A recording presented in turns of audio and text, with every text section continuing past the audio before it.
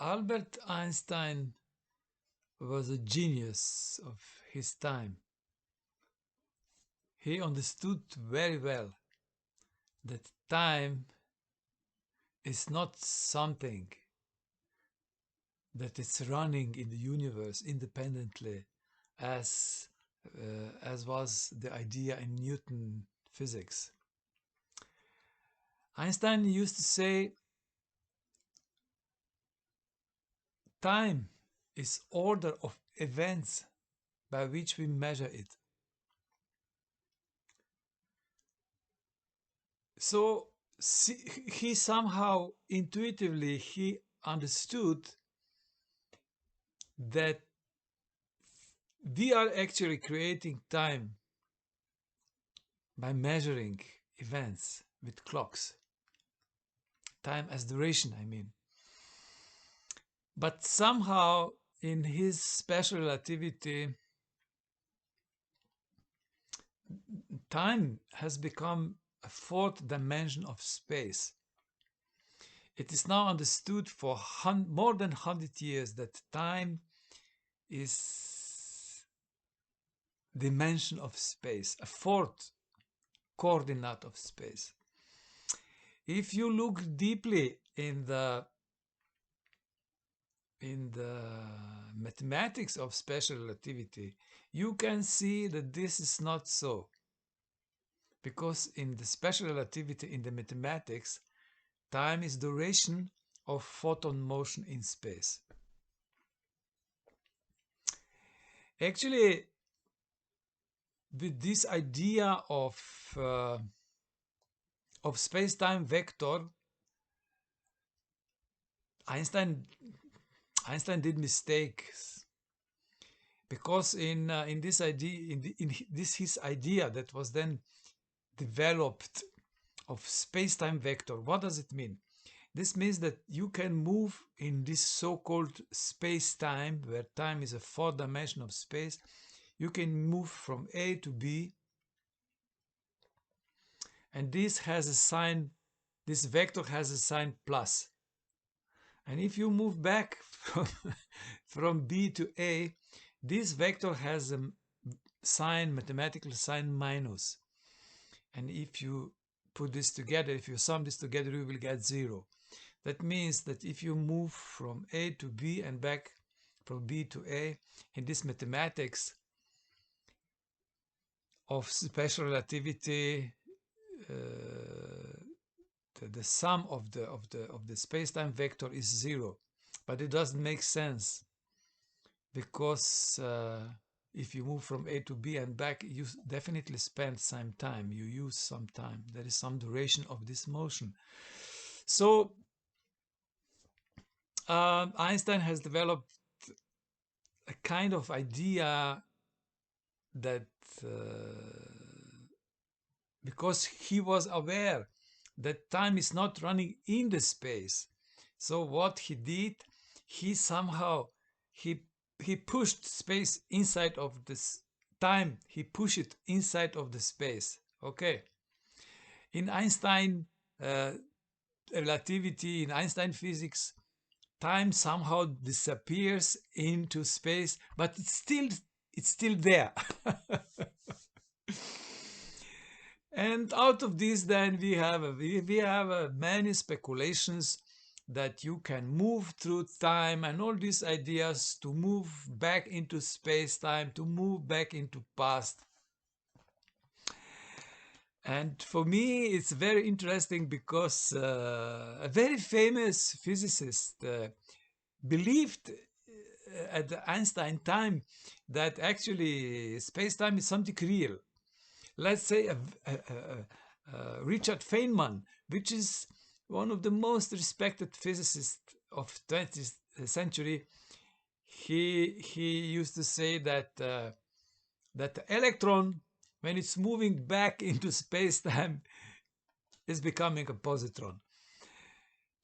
I mean, we know today that that somehow this belongs to the history of physics, and this is something for me something most amazing for me in physics, that time as duration enters existence when it's measured by the observer. We know in quantum physics since 100 years that observer is the integral part of the physics of the measurement. There is no measurement without observer. And the act of the measurement, that observer has a certain impact on the results. This is somehow in the philosophy of quantum physics. Or maybe better word would be into the epistemology of quantum physics. But what is the most exciting for me is that time as duration is the result of the observer measurement. So observer, when is taking the clock and measuring duration of motion, the duration enters the existence. I will say in a very simple words that duration is created by the observer. So let's clear this 1 second.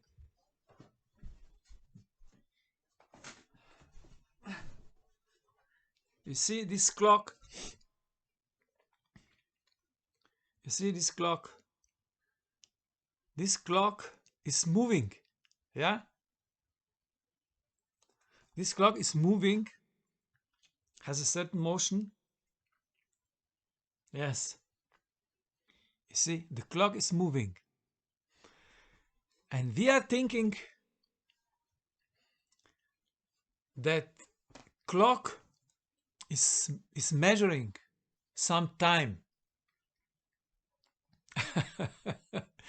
The most amazing thing is the clock is not measuring anything. Clock is only moving.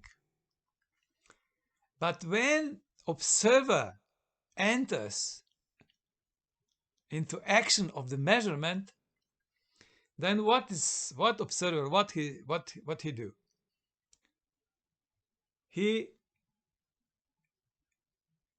takes a clock and then he compare the motion, the change of the motion, let's say, or material change, but in this case now we have a motion. He compare it with the clock motion, and the observer will say 1, 2, 3, 4, 5, 6. The motion from A to B has taken 6 seconds. With this act of the measurement, duration enters existence.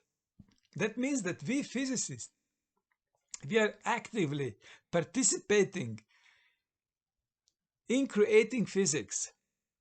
If there is no observer who is watching the clock and using the clock to measure something, there is absolutely no time. The entire universe is utterly timeless. I use word time invariant. Has nothing to do with time. And we publish, our research group has published several articles on this subject. When we measure time, the smallest unit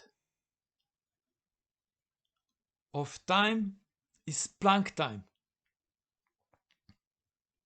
This is the unit of the numerical order, because we see in the universe that things have a certain order.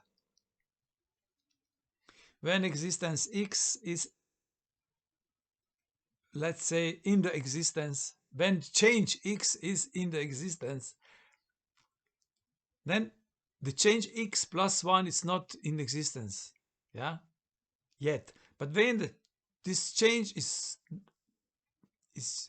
out of the existence X, then X plus 1 enters the existence. So this irreversible stream of changes, is something that we observe in the universe.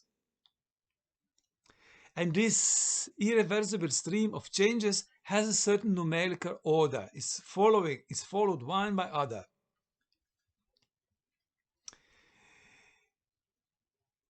So the photon is jumping from one Planck distance to another Planck distance. Yeah? And the motion of photon from Planck distance 1 to Planck distance 2 is Planck time. So in this perspective from quantum physics, every duration is a sum of Planck times. And if we don't measure this, let's say, numerical order of changes, this numerical order is happening anyway, but it has no sense. It has no sense of duration. That means that duration is something that is created by the observer.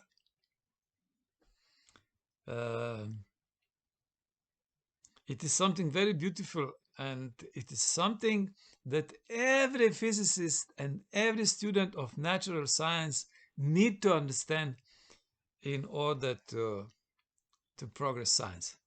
Thank you.